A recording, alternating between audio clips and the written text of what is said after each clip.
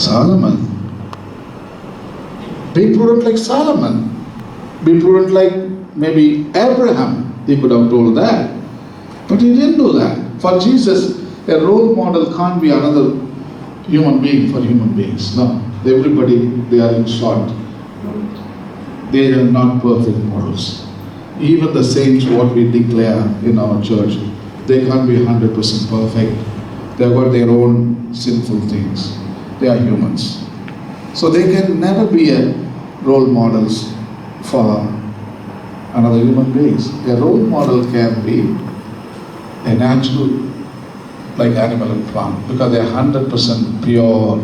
They never make mistake. For courage, for valor, we call lion, 100%. For innocence, Jesus says, thou is innocence. He says, be innocent like doves. So in other words, you learn from them. Learn from them. And he says, look at the fox, how he makes the hole there. The whole mountain is there. Fox doesn't make a 5-star hole from that end to this end. He makes only a tight fit, only a small hole.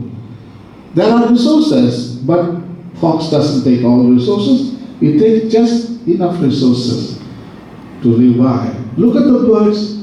The whole big tree is there. If a bird decides it can build a 5-star nest, but it's not building 5-star nest, and it's taking only just a space. But when it comes to humans, we are only 58 kilos or 60 kilos, but our homes are 500,000 square feet. Nature talks loud and clear. Sustainability. They live sustainable life. They never abuse. Have you ever seen a lion or an elephant or a tiger saving food in a refrigeration? They don't do it. They eat for service to make money. Markets, the purpose of markets is fulfill the needs of the people. But markets now, they don't fulfill, they create needs. That is just the opposite. It's a contradiction in terms markets are supposed to provide, but they are creating needs, and they produce only same boring item every time. I think humans ran out of ideas. We are stuck. See now the same thing, the same movie, like old movie, let us say for example, and what movie, famous movie, English movie, let us say, Sound of Music. Okay, you saw it in the theater, and then you saw it in a video afterwards. The same movie. Then you came with the video CD, the same movie. Again you came with the larger, that big disc, laser disc. Then you came on a Blu-ray, the same movie. And again you were seeing now what latest Blu-ray, high def, the same movie. So we ran out of ideas. We can't come up with new stuff. Flying, we invented some 70 years ago, and 747 came in 1960s. 777, the missing aircraft, MH130, that model came in 1990s. And we are stuck, and we are not making any progress in flying also. Even in the wheels, the cars and the buses are still, they are touching the ground, and they are going. Now they should be hopping like a kangaroo, but it's not happening anymore. So all the technology is stuck, human mind is stuck, there is no creativity. Again and again the same thing. You're watching an iPod, you're watching a computer, watching in a big screen, and you're watching in bathroom, and you're watching in car. This is what I mean to say, we ran out of ideas. I think we need to be thinking something else, maybe internal dimension, maybe inside of us. There are a lot of technologies which we did not invent. It is deep within you. It's more complex. Human beings' inner dimension is more complex than Apple or than Hewlett-Packard or any other Samsung. You are the most complicated chip. Each one is a complicated chip. you don't know about yourself, how powerful you are. You have everything. Everything, you don't need anything from outside at all. If you go deep inside, you find everything. You don't need anything, whatever today, the people running for those kind of stuff, you don't need anything at all. You have everything. What you have to do is just invent. No, not invent. Recognize and find inside what you have. That we are not doing because markets and technology is not allowing us to go deep inside. They are the blocking. They come and say, no, don't go inside, I will give you. So you stay at the periphery, just outside, outer dimension. You are just practicing your human part of it. The being part, nobody is allowed. There are two words, no, human being. The human part, it's all science and technology. Being part is the soul. You are a combination of both. Human is a form, being is formless. Human is temporary, being is eternal. So the human is, there is discrimination. We are discriminating each other, but in being part there is no discrimination. And snake, mosquito, human, everybody is equal there. There is no discrimination at all. So that is what I'm telling you. People are not allowing us to go into the being part. Everybody is asking you, stay in human part. In human part, we don't have future. This is what we have done in human part for the past 10,000, 20,000 years. That is the action, the outcome of human part. So if you are continuing on a same compass, human compass, you're not going to create any better society. Still worse. So you better go inside the inner dimension, the being part. That is the mark of thee. That is the image of God. This is not the image of God. I don't think so. Actually, you know, Robert Leakey, a famous anthropologist from England, that is the man who found that fossils of Zinjanthropus from South Africa, Old White Gorge. He did greatest research and he proved that we are 4 million years old. That is the man who coined out all those our hominids, no? Australopithecus afarensis, that's the first one. Then comes Boisei, then comes Zinjanthropus, then comes Homo habilis, then comes Homo erectus, then comes Neanderthal, then comes Homo sapiens, then comes Homo cro-magnon, then comes Homo sapiens sapiens, that's us, no? So this is the classification. He is a famous anthropologist. So once a reporter asked Leakey, Mr. Leakey, you are the most well-known specialist in human species. Can you comment on human being? Then the Leakey, the great doctor, told, I think the history of human species is almost 4 million years, 40 lakh of years. But all that time, humans have created only one thing, that is tombstones. The humans have created only tombstones, not the milestones. That's what he said. And then the reporter was upset and he told, come on, Dr. Leakey, you can do better than that. And then Mr. Leakey told, I can do better than that. In fact, human species can, literally, they can become gods. They can become gods. Then the reporter asked, when do you think it's going to happen? Then the Leakey told, maybe 20 million years. 20 million years. That is true. You see, we are desperate to become, we want to see golden age of humanity.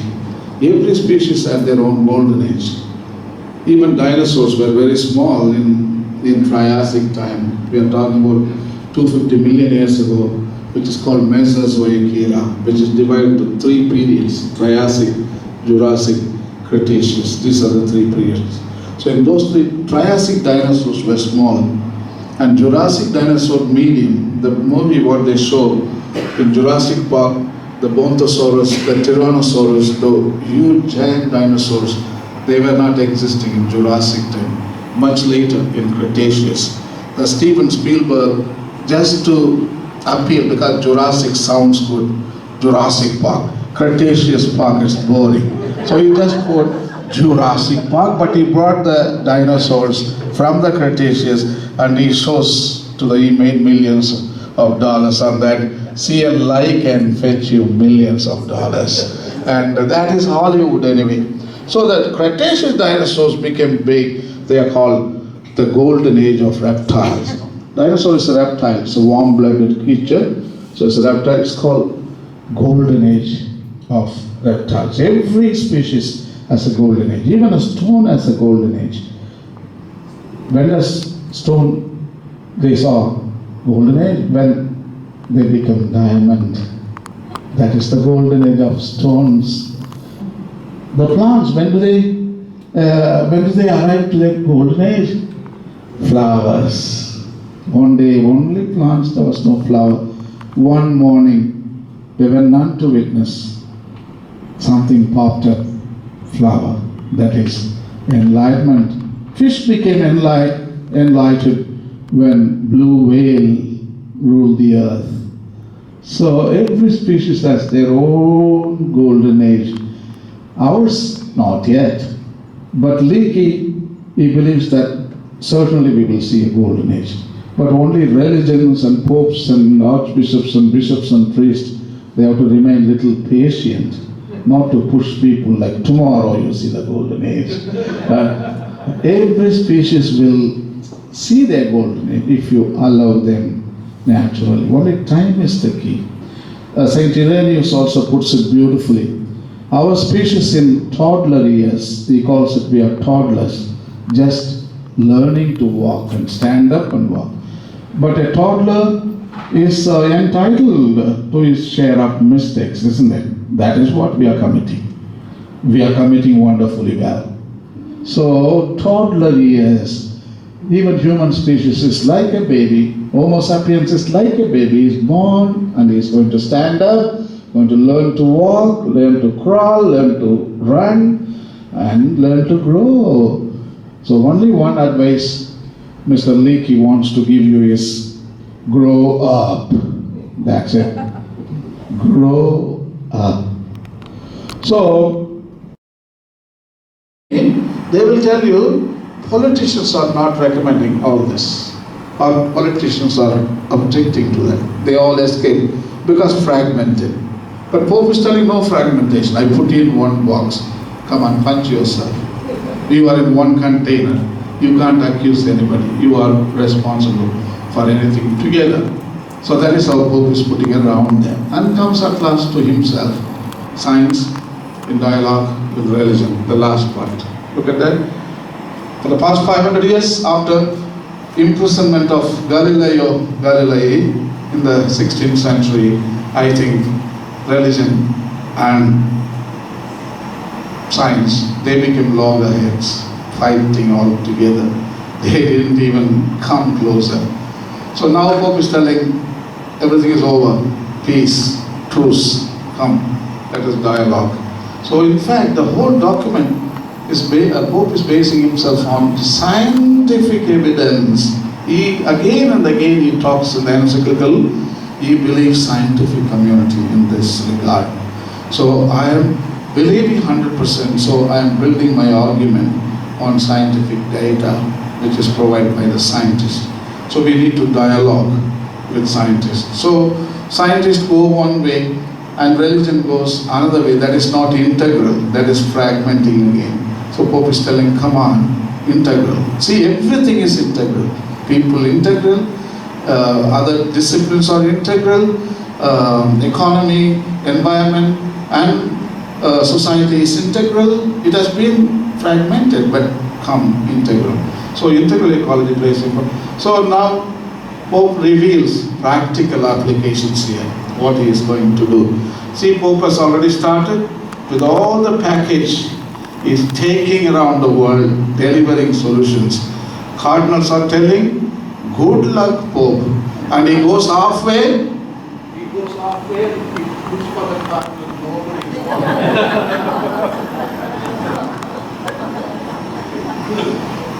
nobody is going. Oh my God. So, good luck, Pope. Good luck. Okay. We are not that bad. See, Pope is taking even wolves, politicians, corruption, exploitation, all those stuff, justice, all that stuff. Pope is identifying wolves, and he's not talking about any more brother wolf. He's going to kill all the wolves again, like the 12th and the 13th century. We did Saint Francis of Assisi. Okay, first submitting dialogue on the environment in the international community. Paragraph number 172, please. For poor countries, the priorities must be to eliminate. Don't stop in, that's a big station in Bhopal. And then the guard at the station, he did a marvelous job. He put a mask and he took a light and green light, just passed. Nobody stops in the station. All the trains completely closed. And many people escaped. And then at last the guard dropped dead.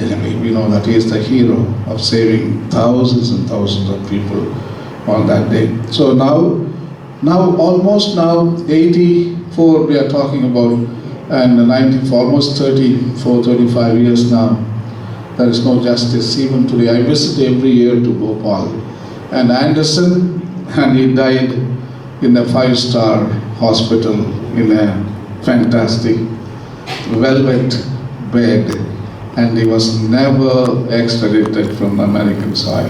He came to India, and somehow corruption played a major role, and he would have paid millions of dollars, and then he went back, and again government wanted him back, and he didn't come. The American government told we will not cooperate with India. So even today there is no justice done, and people are born a lot of deformities in Bhopal, and on account of that 300,000 people died in the consequential years. So it is more than, almost equal like Nagasaki and Hiroshima bomb blast. So this is what we are talking about when Pope talks about all this economy and dialogue. There is no dialogue at all, and multinational corporations, they come and they run the local government. You know why? The politicians are incapable of running their own government. Only they get the votes and they get into the power, and they ask the multinational corporations, and they all come and they run the whole business for the government. So government gets the money. That's how things are. They come, multinationals, they are the saviors. They come and save the country, and then they no tax for them, exception, and then they don't pay electricity, nothing. They get so much of benefits. These big companies, when they come to and invest in a country, and in India, completely factories. You wake up, you drive, only factories both the sides. And the things what they produce, nobody can afford in India to pay. That locality, nobody drives a car. They have bullock carts, but big cars they produce there. And shoes, very, very expensive shoes they produce, and they suck up the whole water. Tannery system is so dirty, and the bags, handbags, all leather, and they make all the products not for Indians. You destroy Indian land, and you suck up Indian water, and you pollute Indian air, but you are exporting goods to some other country making profit.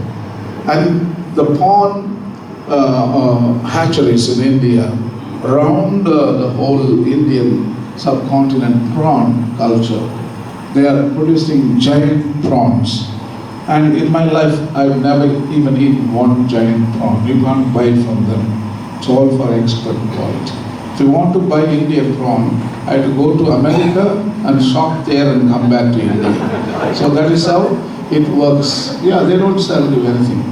So that is how today the economy does business. And monoculture, one crop. Today, if a big industrial farmer, there is no traditional farmers anymore. They can't compete with the industrial farmer because it's called monoculture.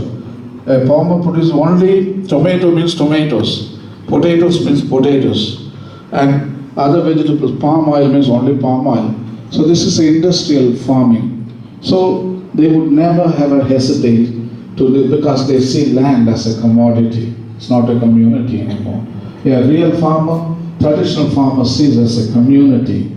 I mean, we have been using land just for production of food to sustain our bodies. Our traditional farmer never saw agriculture. You make money and buy a cell phone. No, he never see the land agriculture that way. And in fact, agriculture was like a celebration of a mass. You produce food. It's a mass for him. It's a spirituality. And you are producing not only for you, producing your family, producing your neighbor. So such a great act of piety. It was a pious exercise, agriculture. But now it's all gone. Money making. Money making. You kill the land and you want to buy a car. You pollute the land, you want to buy a television. No, land is not meant for this science and technology consumption. It is meant to survive, to give you life and spirit and restore hope and all those kinds of spiritual values. So we need to come to that paradigm. The Pope is really writing very well, and confrontation for the past 500 years. See, at last, science and religion finally agree. So I think that's the good outcome. I like that. So the last chapter we have come, this is ecological education and spirituality. The Pope thinks ignorance is the cause of all evil.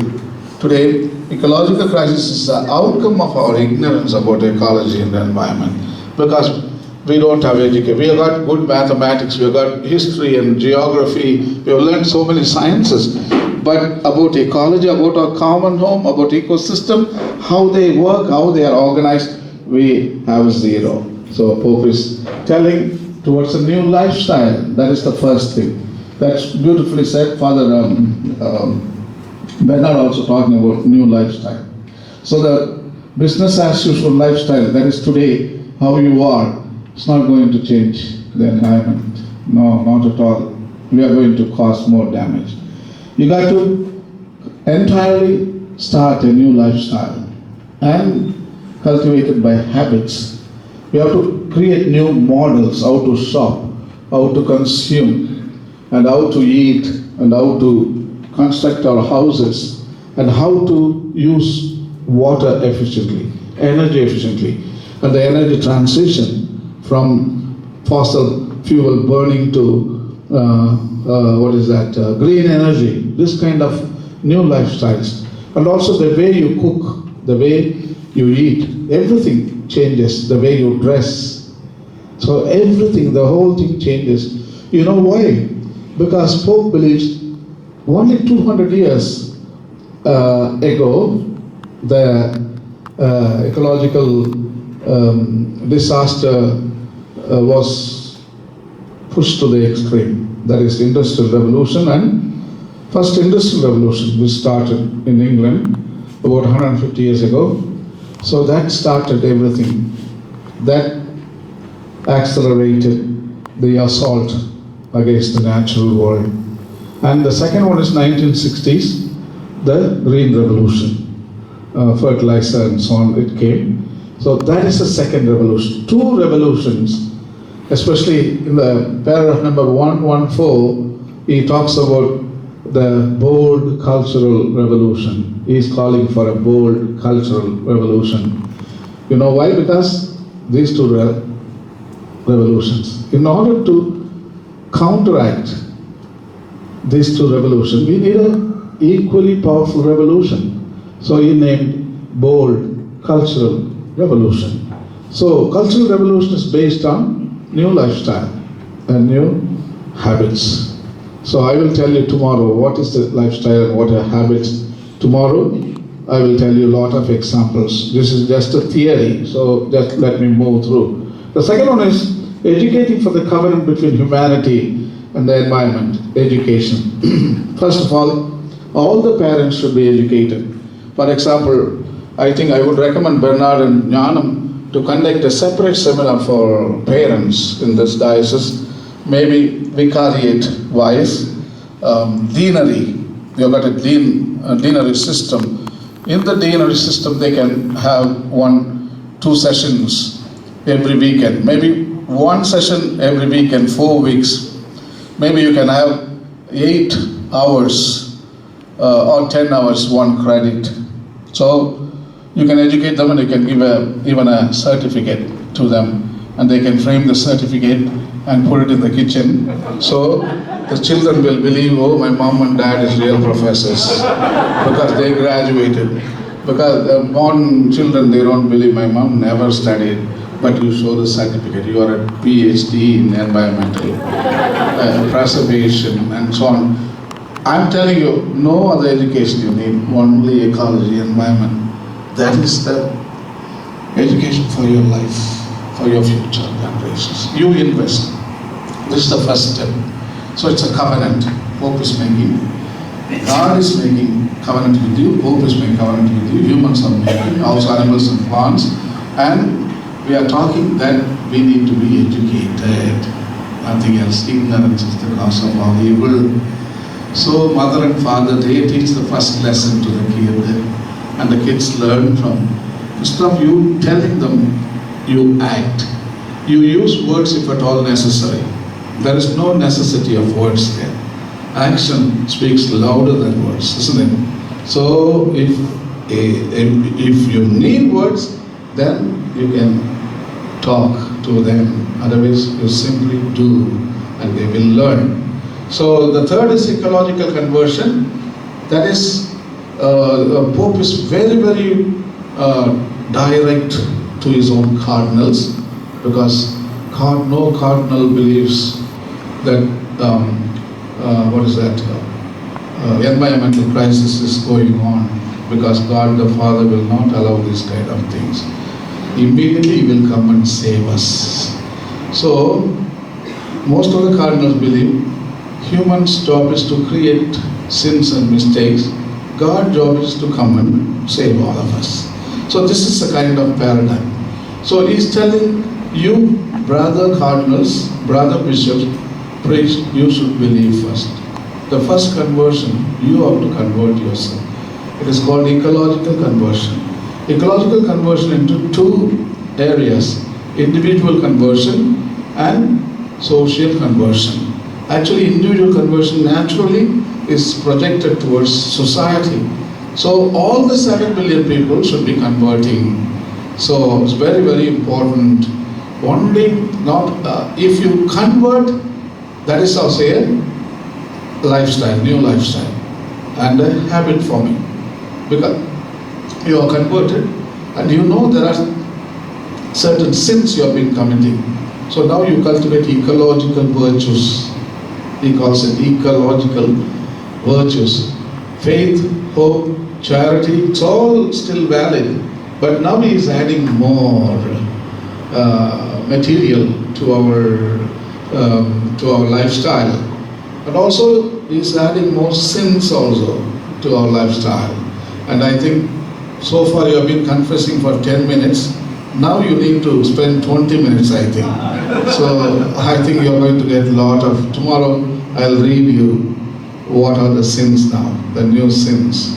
And you'll be shocked to see. I think it may take for some people even 1 full day to confess their sins. Anyway, the 4th subheading is joy and peace. You see, Pope is simply telling you, human species is so wonderful. It doesn't take too much to please a human person. Little. Because Industrial Revolution was flashing out the billboards in London area, bigger the better. That is the billboards. Bigger the better. So, Industrial Revolution promoted big refrigerators, big cars, big houses, big telephones, big gramophones, big carbon footprint. and big bank balance. Everything is big, big, big, big. Now, Pope is recommending small is beautiful. Very, very small. Small refrigerator, small telephone, small family, but before big family, everything bigger the better, no? So small family, small carbon footprint, small economy, not high economy, and small bank balance, small houses. Everything is about small, small, small sustainability, in other words, sustainable way of living. So that is the small is beautiful. So in order to experience peace and joy, we need to come down. Humility makes you joyful. Simplicity makes you joyful. Not arrogance, not display of your own prowess, your own affluence. In fact, the Sermon on the Mount, what does it say? Blessed are the poor, blessed are the hungry, blessed are the peacemakers, blessed are when your people hate you, when they slander against you. In other words, poverty was a blessing, hunger was a blessing, crying was a blessing, and going depressed, blessing. And then he says, woe to the rich, woe to the filled, woe to the affluent, woe to when people praise and revile about you. You see, curses are richness, affluence, and fame. About when some people say you are the greatest person in the world, the praise.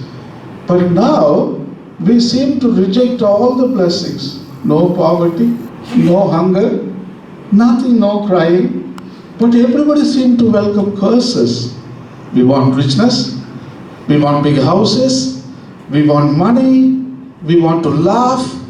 Even Jesus says, laughter is also not, it's a curse, he says.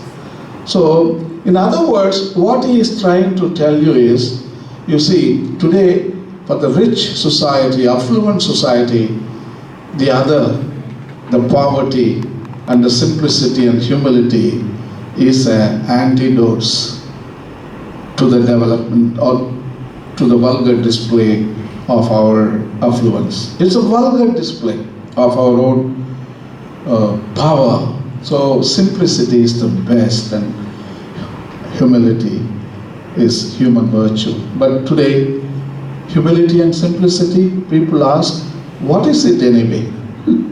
Where is it? Where can I buy humility? Where can I find simplicity?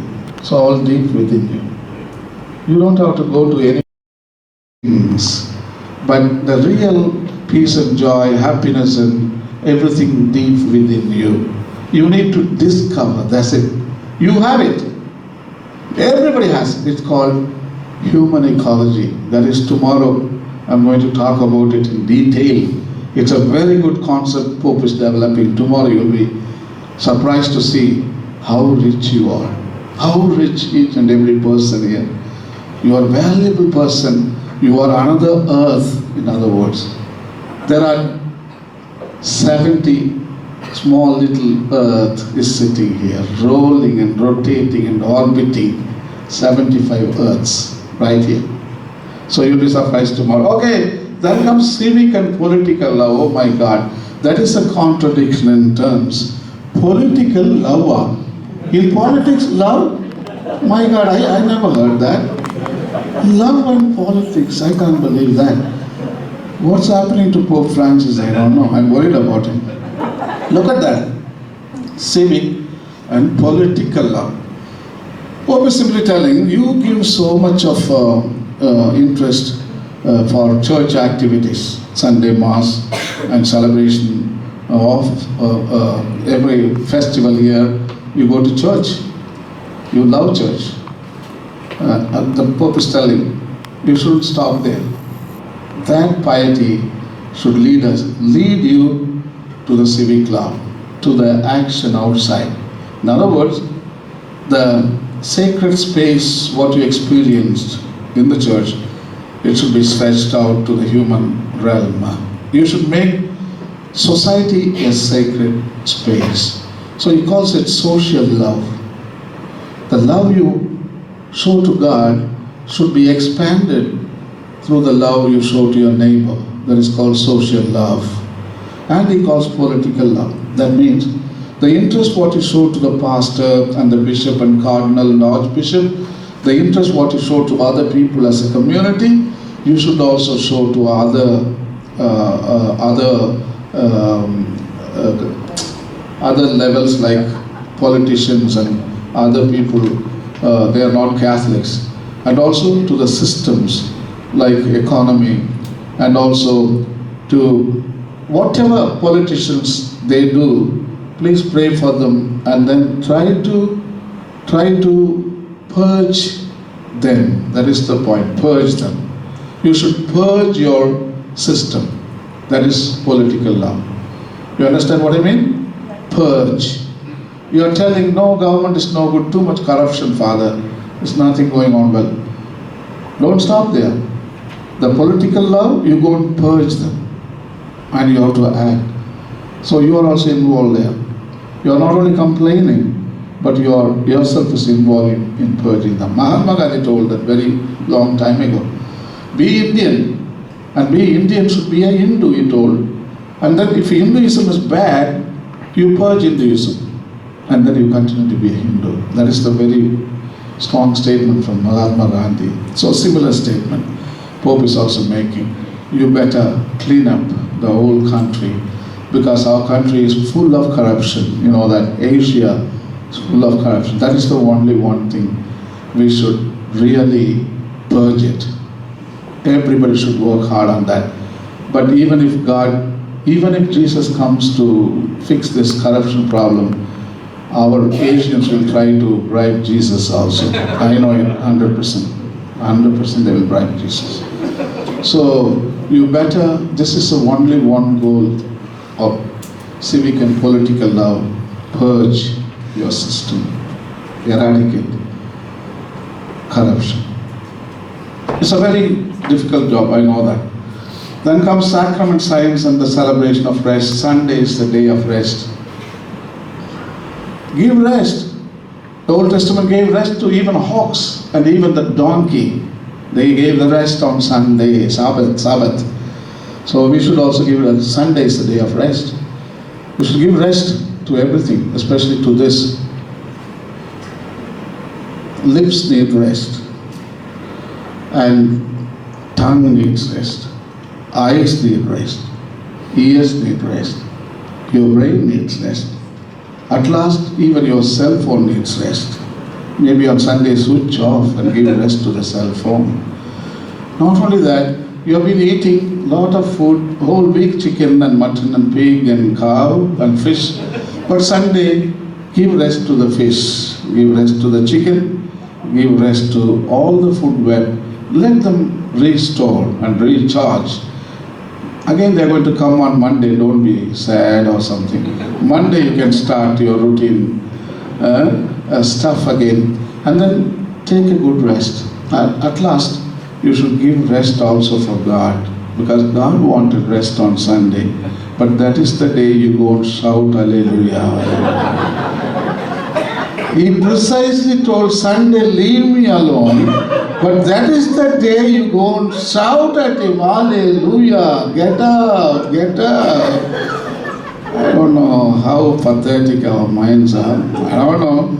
This is how you should ask questions. All of this, God wanted rest on Sunday. Why the hell I go and scream at him on the day? If you rest, God will rest naturally. Because you are not resting, God is pushed to the extreme. If you rest, also your animals will rest. Nothing. Your servant will rest. Your business will rest. Everything. Give rest to this. This is most important thing. Intestines.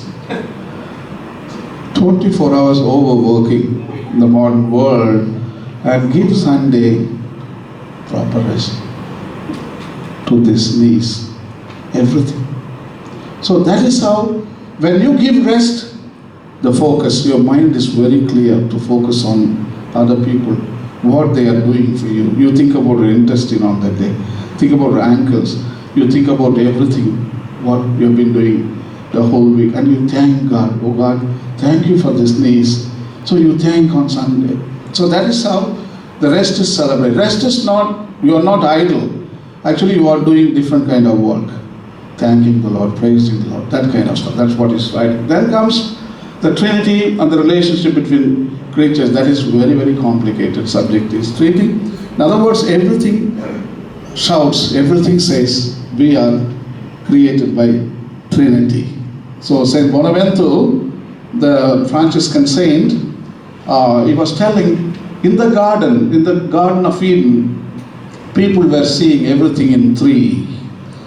One human person. That means Eve was seeing Adam, three persons, three men. And Adam was seeing Eve, three women. And even the snake at the tree was three hoods. Already one hood is enough, three hood here. And like that, everything was three. They were shouting, we are created by Trinity. Everything was three, three, three. So after the sin, our eyes are marred. They are darkened. So now we are unable to see that Trinity concept in each and every creature, but we see only one. So that is what St. Bonaventure writes. Actually, Pope is simply telling we are the product of Trinitarian activity. Every time Father, Son, Holy Spirit is involved in our life and